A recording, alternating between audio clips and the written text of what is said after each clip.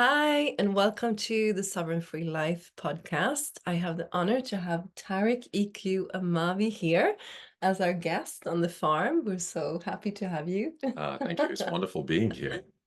And so excited for you to share your story and see also. I mean, you're quite a wild and free soul, so to say. By nature, yes. Yeah, and but so many deep skill sets also. Like you're very famous in our community around speaking and your speaking qualities and the importance of expressing your authentic self. Mm. But you're also, like we just discussed earlier, almost like an artist in a sense, like multi-talented artist that doesn't, you don't hold yourself back. I can say that, Actually, I've knowing you for like 5 years and I've something. been an artist before anything else. Mm. I mean, well, I don't know if you want to do a big introduction and stuff first. Yeah, maybe just share a little bit about like your story and yeah, how you Which part? Which lifetime would you like me to dive yeah, into not first? like the first like longest story, but maybe some key points and like Sure. what were some turning points for you where you just Well, actually, I will go way back, but I'll do it in a very succinct way, just to mm, kind of give some context. mm, I was already holding a pencil when I was 1 year and a half. I didn't know that, Jack. And I Wow, was already drawing and really? doodling. Yeah. Okay. By the time I was 7, I was entering district art competitions. And Really? You have so many have news sites I didn't know yeah, of.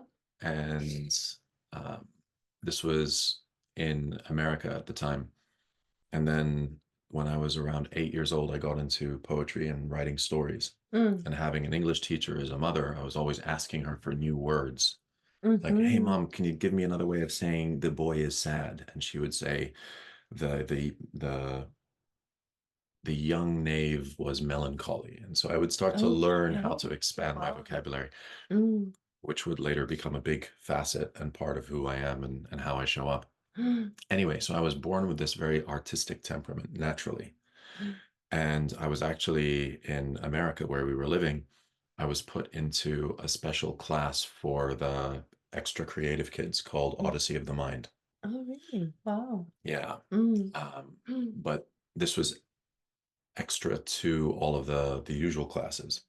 The issue was that with the usual classes, history, math, geography, etc., I found myself super bored and Mm. I couldn't focus. Mm. So I was always drawing little flip book animations on my notebooks and things like that, little stick figures that would jump and spin and kick each other. And I'd have these whole little movies playing. But I was a disruptive influence on the people around me because I was always trying to engage socially and talk to people. So they put me on Ritalin Oh no, really? for Oh. for ADD because I was told I had ADD, attention deficit Mm. disorder, which now in my non-medical opinion, right? This is just my personal experience, basically means that you are interested in what you are interested in. And if somebody tries to force you to pay Mm. attention to things you're not interested in, it's very hard to focus I know because exactly. I mean, I have a son like that. I know exactly how that is a bit different, with Neo, but if it was truly attention mm. deficit, then how was I able to focus so much on writing poetry Yeah, and exactly. drawing and Mm.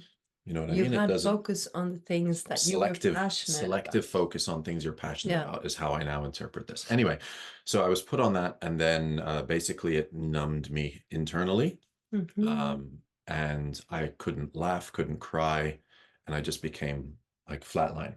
Oh And no. then my Mm. parents thankfully noticed this, and after 6 months took me off. Mm. But then began, I would say, the descent into the false persona. So I know Mm. I'm going way back, but it is all relevant, and it's why I am who I am today and why I show up today. So without knowing this, Yeah. it's hard to go like, oh, why is he so passionate about this? So at the time in Texas, I was doing karate, I was rollerblading, I was cycling, I was dancing, I was doing gymnastics, and I took all of these to a high level. Like I got a black belt in karate, I was second in Texas in the tournaments, for the karate championships. Mm, I qualified for the Southern League competitions. I was winning art competitions. I was really like fully immersed in my passions. mm, And then we moved as a family to Jordan. And I had to, it actually happened very, very quickly. I didn't even have a chance to say goodbye to my friends, the mm, karate school, anything. And then having this kind of like rug pulled out from under me, I then became very withdrawn and introverted, and I started to develop depression. And in my early teens, I started to gain weight. I started mm, to withdraw from the people around me. I couldn't relate to the kids in school because the Middle East, compared to America, was very dogmatic and closed off and religious and suppressive and oppressive. So someone like me, this creative free spirit, was just not welcome there in the mm, way that I was in the States. Then this led to then, okay, well, maybe I need to fit in. I need to do what other people are doing. And then we moved to England. And at 14, 15, I basically, I was chubby. I was like 3 or 4 belt sizes bigger than I am now, even though I was much shorter. And I was like this social awkward outcast wearing hand-me-down clothes, like the opposite of confident, really, and really excluded from things. mm, So I didn't have many friends, and so I used to um, guitar kind of became my best friend and therapist, and I used to sit for hours a day practicing guitar, mm, and that's wow. how I got good at guitar because Uh-huh. it was like my Mm, therapy session.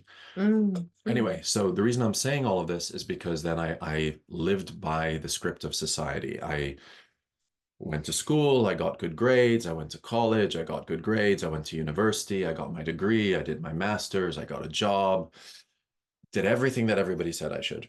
yeah. I was not happy at all, by the way, in wearing mask upon mask upon mask. But on the surface, I was doing everything that everyone said. So I remember I had this um, creative design job for a branding company outside of London. And um, there was a marketing manager there who one day I walked in to see that he'd become the boss. And our actual boss was a super cool guy, used to take us out for beers at lunch. We used to crack jokes all day. And as far as like having a job, it was a job I really enjoyed. I was creative. I was working on taglines and slogans and art installations and websites and mobile apps and all of this stuff. Mm, mm. But then this marketing manager took over, and the first thing that he did, his first act as the new boss, was he let myself and like 3 or 4 other people Oh, go. oh no. The night before, I had moved out of my accommodation and I was about to sign a contract for a flat 1 minute walk from this job. So that same morning, no job, no house. Mm, And at the time, I was like, I don't know, 24, 25. I didn't have a driving license, didn't have a car, didn't have a girlfriend, didn't have money. And I was like, no job, no house, no girlfriend, no car, no money. I was like, I've hit bottom. And I remember literally carting around a suitcase, living on friends' sofas, and um, having my very first experience of being like homeless, kind of. mm, And thankfully, of my friend Hannah, who was in school with me, her parents from Norway, funnily enough, but this was in England, took me in as a surrogate son and gave me safe haven for oh, a couple of wow. months. Mm, And I drew them actually, I painted this beautiful oil painting for them as a thank you gift. And that's when I was like, okay, I've done everything that everybody else said. I mm, got the job, I got the grades, I got the degree. I was like, you know what? I'm gonna do something for me for a change. mm. And I remember I like designed some logos and things like that, saved up a little bit of money because at the time my self-worth was super low. So I was like charging like peanuts for this kind of stuff. And I bought a one-way ticket to Bali. And I bought a one-way ticket to Bali. I had my laptop, my Spanish guitar, a pair of jeans, a few shorts, a few t-shirts, and $300. That's it. That's all I had to my name. And then I went to Bali, and then to cut a long story short, I met this older French man, named John Lemon, not John Lennon, but John Lemon.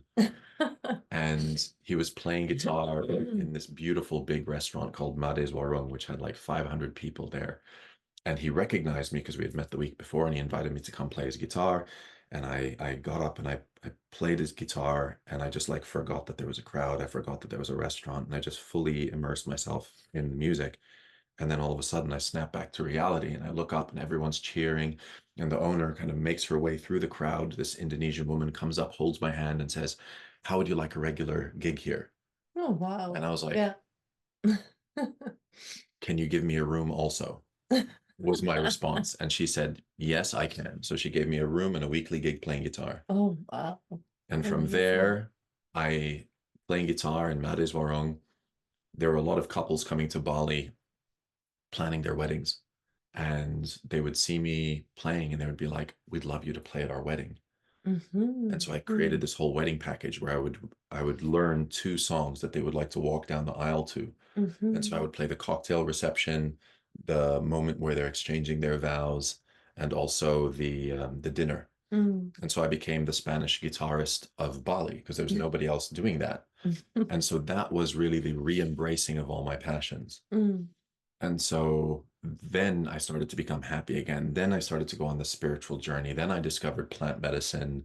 And then I stopped drinking alcohol because in the UK, I started drinking from about 16 years old. And Mm. again, just like mask upon mask. And then with all of the plant medicine work, just removing mask after mask after mask. And now I feel like I'm actually my 10-year-old self, but matured into adulthood. Mm. Mm. So that's why I'm passionate about freedom.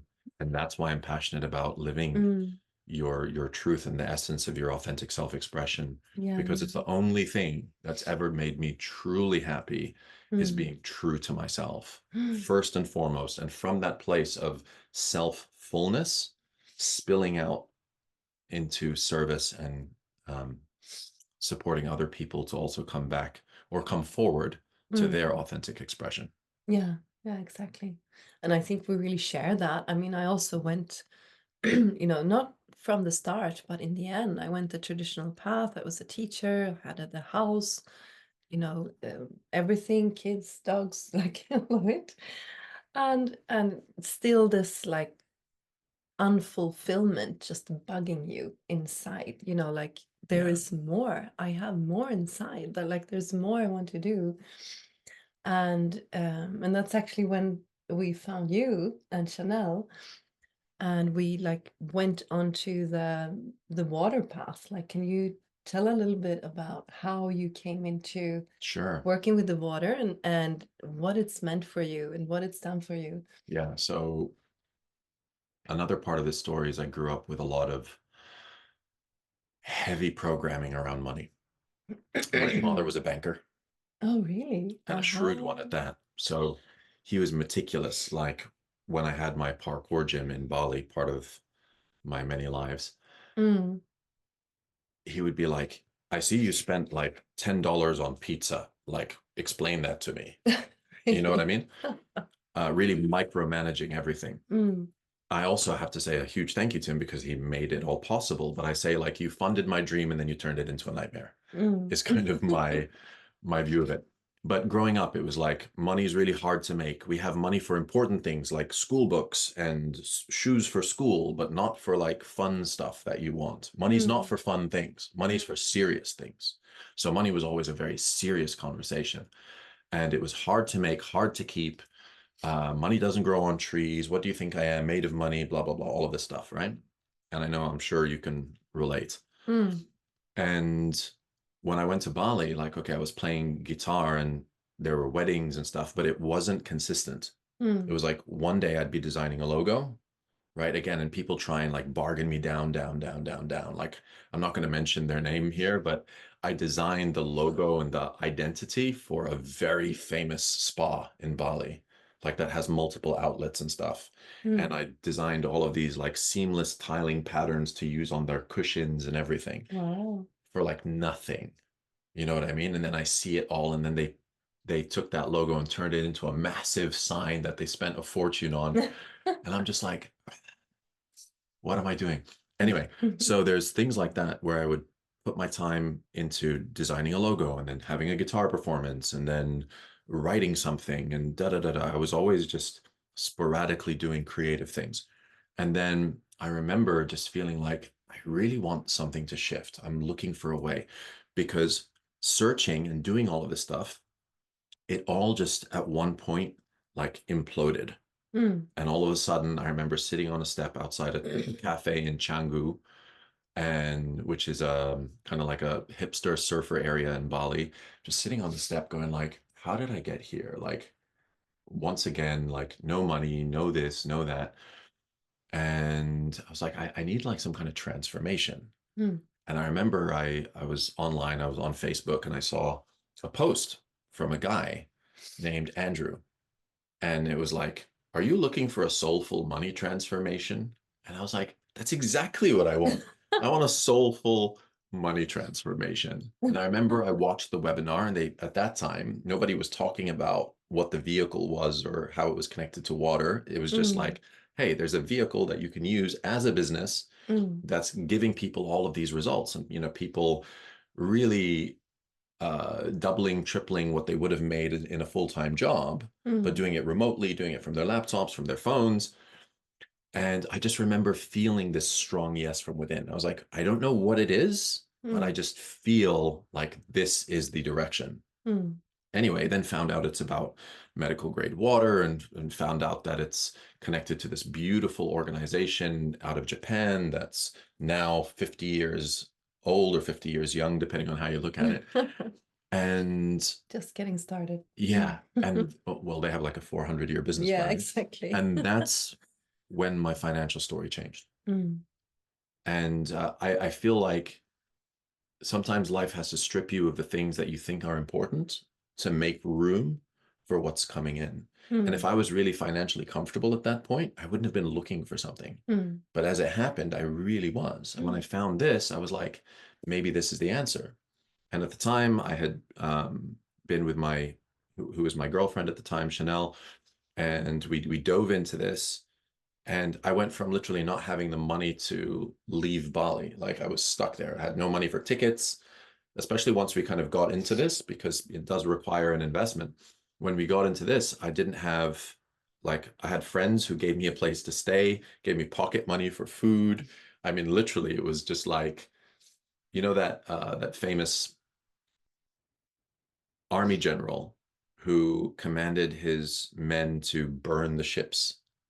Have you heard that Yeah, I story? have. Yeah. So it's like you have to take the island Yeah. because there's no way back, right? There's no more ships. You can't sail back, right? Just burn the plan B. It's just plan A. It was like that. It was like sink or swim. Mm. And rapidly, within a couple of months, this is my own personal story. I mean, I know everybody's results are different, but it shows it's possible. Within literally 2 months, went from not being able to afford tickets out of Bali to flying to Norway to having a one-bedroom place that we then upgraded to a four-bedroom place, to buying brand new furniture, a big flat screen TV, all the groceries we wanted. And before the commissions and everything started coming in, I remember literally being in Norway. I think it was like at Rema 1000 or something like that, right? And I'm at the checkout, and I'm standing there with like 30 plastic bottles that I've traded in to get coins to be able to afford things like a cucumber and rice and butter and like super basic stuff just to Mm. eat. And I'm sitting there at the checkout paying with coins. And all of these Norwegian people are queuing behind me, like looking at me like some hobo foreigner and just like rolling their eyes, waving their cards in the air, like, come on, hurry up. And I was just laughing. I was like, Tariq, how did we get here? But you know what? It's kind of like you can't shoot an arrow forward unless you pull it back, Mm. right? Mm. So I was like, this is just my arrow being drawn back. I was like, there's going to be a huge shift in my Mm. abundance and in my ability to attract wealth, Mm. Mm. because otherwise I wouldn't be here. Mm. And it was like, this is the contrast that you need to be able to connect and relate to other people when they're in that situation. Mm. And then, yeah, this was like just before all the commissions started coming in. And then yeah, we upgraded our house, upgraded the furniture, and started living like a way more abundant life. Mm, mm, And really, like this business vehicle changed that story. mm. And then we found you. Yeah.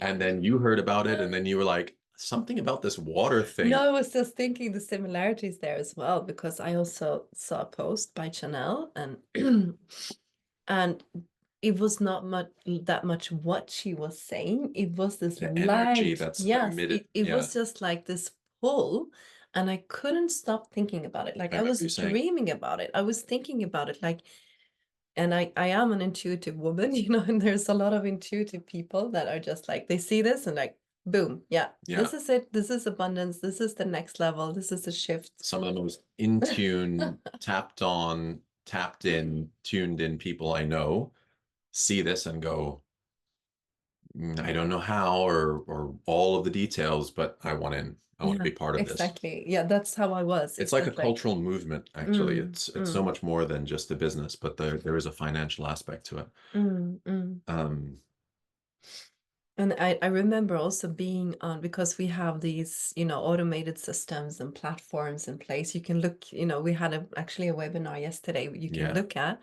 or just click in the link, here in the podcast, and you can like really look into it. But I remember having this because they had calls like in Gas, the first platform, right. remember? Yeah. And they had like introductory calls. So I joined this platform and I'd already like invested into the business and everything. Like, yeah, I'm all in. And I remember him saying, like, it looks like you're the first person in Sweden. Like, we've never had anyone from there.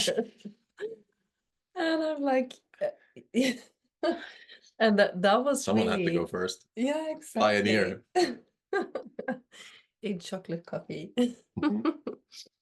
But anyway, I mean, this massive movement. Also, you came to Sweden, you and Chanel, we had events, Yeah. and it's like grew really quickly and also grew into this kind of soul family like Yeah. This tribe community. of people. Yeah. Yeah, which is the way I live now, Yeah. and you too. Like these people from all over the world. Like you said, you've been traveling a lot lately, Oh my right? gosh. Yeah. I mean, just in the last few months, I went from Japan, Bali, Australia, France, Norway, LA, Burning Man, epic. Um, and then to Norway again, now to Sweden, and there's more travel coming up. And I'm proud to say I've been successfully unemployable for for many years now. That's a good word. Yeah, yeah. Unemployable. When people say like, "Are you unemployed?" I'm like, "No, I'm unemployable." Like you couldn't pay me enough to take my time. Um, and and now I feel like I'm an ambassador, a proponent, uh, figurehead for living a time-free, location-free, financially independent lifestyle. Because I feel like when you have those other freedoms in place, you have freedom of choice. Then Mm, you can decide, do I want to show up there? Do I want to meet these people? Do I want to travel? As opposed to, can I afford to? Do I have to take sick leave? Do I have to ask my boss? Like, there's nobody that I ask. I don't ask mm, anyone's permission. It's I follow my soul's nudge and calling, and I gotta tell you, it makes life this beautiful, magical adventure of just following the breadcrumbs and listening to all the intuitive nudges. And the more you mm. listen to that voice, it starts as a whisper and it starts to become louder and louder, and you hear it clearer and clearer. And I want that for people. Yeah. I want people to Mm, experience what that is. mm, mm, Because for me, there's just no going back. I can't even fathom. mm. Can't No, even fathom it. it's like if I think about going back to a teacher's job, like I really couldn't. It would feel like having this sweater on in mental hospitals, like, Oh, oh, like a straight jacket. yeah, Yeah. like that. I'm sorry, I'm not like, yeah, like talking down on anyone No, no, with a I normal have full job. respect for everybody It's who just who like it. when you have experienced it, I feel that too. Yeah. Like I actually have been doing a lot. Like we have been traveling a lot. We've been with our kids. Now I'm like, really enjoying just being at peace. You Mm, come like to that point where like, you know what, I just want to build up like the farm we have, live in peace, be with my kids. There's not much more that I want. And I mm. want other people, like you said, I'd love to see other people experience this as well. Yeah, I have a slightly different vision. Go for it. I would like And to that's the great thing. We all buy have different land visions. in some tropical paradise. Mm, I really see, I've had this vision of this open plan, modern villa, but without corners. I know that sounds strange, but no, not at I all. feel Mm. like, and this is just a theory, and I know this is going off on a tangent, but I feel like why is it that everything that we live in looks like a box? Right? Rooms look Mm. like boxes, houses look like boxes. Your phone looks like a box, your laptop looks like a box, your car is a box. Everything is a box, and yet you're told to think outside the box. Like, how can you think outside the box when you live and exist within a series of boxes? So I want to live in and work with bioresonant architecture Mm. and beautiful designers who are creating these synergistic, naturally inspired dwellings Mm. Mm. on land that is Mm. open plan. So it's like semi-indoor, semi-outdoor with tropical Mm. nature all Oh, around, wow. and start to Amazing. develop these spaces that are open to either retreats or conferences or talks Mm. or masterminds. That's really what I see as a Mm. vision, as a larger vision with a lot more travel and a lot more things. And so I feel like this is an enabler of that Mm. because this Mm. can create the financials and just the level. There's a really smart man. His name escapes me right now. It'll come to me though. Mm. And he said like wealth equals value times leverage. Mm. So the value that you provide Mm. times how many people you provide it to Mm. equals the wealth that you have. Yeah. And I just Mm. remember that equation just stuck with me. Mm. And so one thing Amazing. about this business vehicle is it's exponential. So as you start serving and supporting many more people, it's like you're crowdfunding freedom. Mm. And it's all coming back reciprocally because the model is built to be reciprocal, like nature. It's not taking, it's It's give about and take. It's synergy. Yeah. synergy, Mm. synergistic, symbiotic. And as a result, everybody's being supported. Everybody, like a rising tide lifts all boats. Everybody's winning together. And because of that, you're supporting many people, and all those people are inadvertently supporting you, but not through anything they're doing. The business is naturally doing that because of the way it's set up. It's set up in a Mm. regenerative way, and it mimics nature Mm. as opposed to like cogs in an engine in a machine. Mm. It's actually much more organic in its Mm. structure. And because of that, over time, I mean, I know people who've bought multi-million dollar properties and are doing all kinds of things, and it's been provided for by this, Yeah. Yeah. so But I think it's like a paradigm shift in because a lot of people they see this and like, oh, I want that too. I want it, but they don't believe that they can or that it's this kind of mindset paradigm shift that you can actually enjoy life. You can actually be free. Just it's almost like this picture. I don't know if you've seen it of a cage and someone is standing there, like think that they're stuck, and oh, but the door is like but the wide door is open. wide open in the back. Yeah. It's like this is really possible for anyone, but still they're like it's those that believe that it's Yeah. possible that kind of make it happen. 100%. Like what would you say to that? Like if people are like, yes, I really want this, but then they don't really believe in themselves Yeah. So, enough. I mean, I can say this as somebody who's coached people to change long-standing debilitating habits. I mean, I've helped several people quit smoking, Mm, stop 19-year-long eating disorders, and you can either change your belief and it will affect your behavior, mm. or you can start to change your behavior and it will affect your beliefs, Yeah, yeah, right? that's So you so can go true. outside in or inside out. Mm, And if you don't have the belief yet, start adopting the behaviors. mm, Start mm, actually doing the things that other people who are having the results mm, are doing. And through those new results that start to come through, it will then alter your beliefs, which will mm, then change your behaviors, which will alter your beliefs, and it becomes a mm. positive spiral instead of a negative spiral. Yeah, yeah. But you have to start somewhere. Either you start with your beliefs or you change your behaviors. Mm, mm, But all roads lead to home, you know, so you can either do it inside out or outside in. Yeah, yeah. Wow, that's a great answer. I remember like the first time because we use, I mean, we work a lot of online to just be our authentic selves, and you are like such a expression also of like freedom of expression, which I love. But I remember the first time like going live or like really kind of showing up just as myself, Hmm. and you have to kind of trust that that's enough. Like you are enough as you are. But I was so afraid. I was like standing in front of a on a stage naked, you know, it was just like, my God. But that Yeah. was really like the behaviors that then changed that, you know, it's okay. I Yeah. can be myself, you know.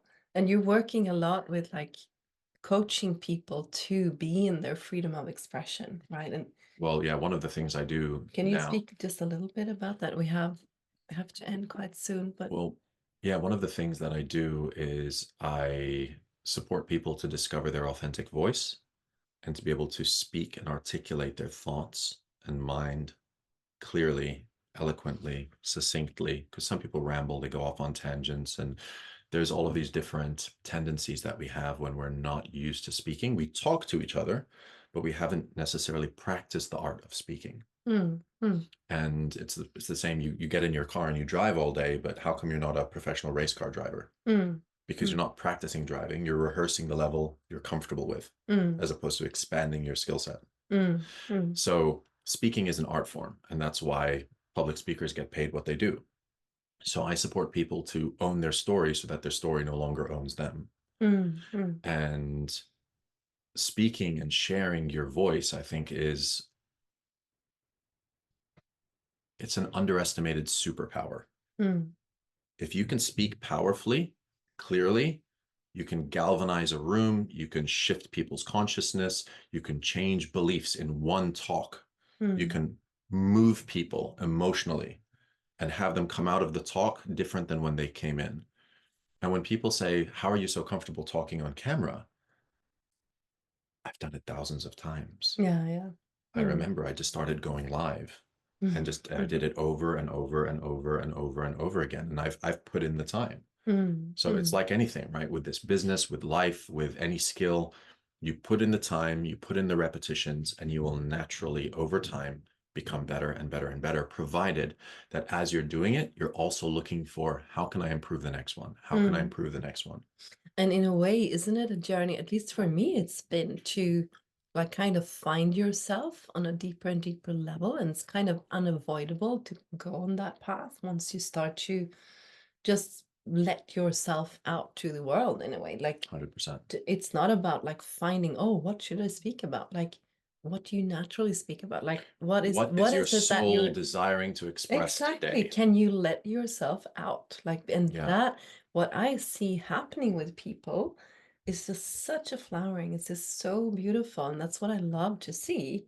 Like how we're so unique, like all of us. There's no competition between us. Like there's just all these different unique expressions when you let yourself speak, when you let yourself express your being. Yeah. When you let your being speak as opposed to your personality or ego or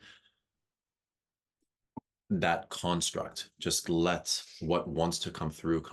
Like the Mm, greatest artists, the greatest,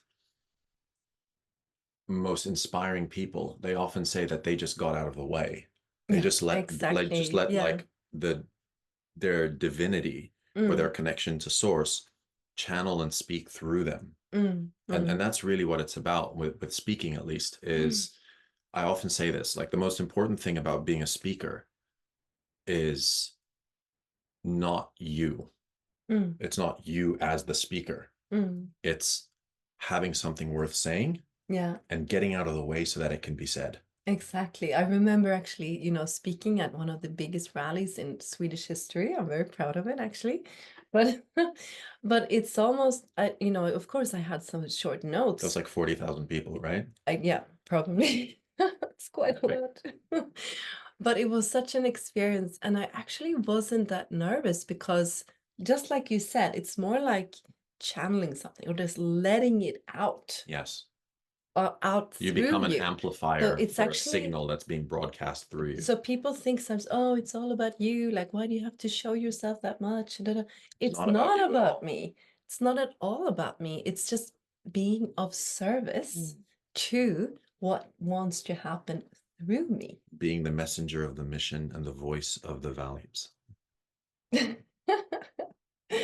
And you have to say, you we're talking before the interview, we have to round it up, but just a little vision for your future. I know you're kind of figuring things out, you're having huge life shifts, Yeah. but would you like to say something about where you think you're heading now? I mean, I can, but I think out of context, it might sound a little bit self-absorbed, though it's a vision I've had ever since I was a very young kid. I remember like pulling on my mom's dress in the kitchen when I was 6 or 7 years old and just saying like, I'm here for the big stages. Mm, And it's mm, just something I've always felt. And it's not coming from a place of self-importance, because I believe everybody can be, but not everybody likes the limelight. Not everybody mm, wants to be that mouthpiece for values or for what's important, right? You mm, naturally either gravitate into that position, or you might be like an engineer behind the scenes, but making it all happen. I'm definitely in front of the camera. That's mm, just, I know that that's my role. mm, And someone said to me like, "Oh, you're kind of like a conscious rock star," and I was like, "No, no, rock star of consciousness." And so I feel like my next iteration is to actually produce. Hear me out. It's the first time I'm saying this publicly. To produce high vibrational electronic music tuned to 432 hertz so that it's Mm, bioresonant, as opposed to what's out in the mainstream is actually um, it's in uh, a state of like dysresonance with the body, right? Which creates agitation in the field and makes you feel naturally more nervous or aggressive. But at 432 hertz, it's like in tune with nature. So I want to create bioresonant music and then play like huge sets, like at Burning Man on the Mayan Warrior art car or Robot Art, and then play live Spanish guitar over the top and spoken word delivery over the top, oh, yay, and really Tariq. infuse consciousness into music and Mm, leave people changed. Because I know I've already been doing that with my talks, mm, because I've had people come to me after my talks crying. mm, And mm. I don't say that to boast or brag. I just mean like It's about touching it's about people, touching about people touching people's deeply and hearts. shifting Mm, them at their core. And I know mm, I've done that through talks, but mm, imagine through music, because music is such a powerful de-armoring of the psyche, right? Because by the way, that's how mainstream music works. If you don't know, is you have these amazing beats produced by these super talented producers, and the lyrics, which are often negative lyrics, right, mm, focused on materialism and all kinds of horrible stuff, mm. then seeps into the mind because it rides over the beat and you don't use your analytical filters because you're just dancing to the beat, Ah, and so it enters in. okay, So yeah. music is actually one of the most powerful ways to reprogram the mind. Mm. So to start doing that positively with intention, with positive lyrics infused by a Empowerment and frequency of yeah, truth freedom. Mm. and authenticity, very powerful way to shift the collective. So that's Yay. what I'm going to do. Thank you so much, Tarek. And actually, when we had our presentation yesterday, I know I told people like, what is your big dream? And I think you really dare to, Yeah. express that and live that. And you're also doing it a lot, which is like also a testament to that, if you believe it, you can do it. And if you do the practices, like what you say, the action steps, Yeah. that will also show you like what's possible. So thank you so much for being with us, and Yeah. Thank you. really look at, the links in the comments, share and like, and help us to spread the word to just support as many people as possible to really experience this sovereignty and freedom. So thank you, Tarek, for being with me today, My absolute pleasure. and Thank you continue for the having me. magical, magical, enagic journey. Bye bye.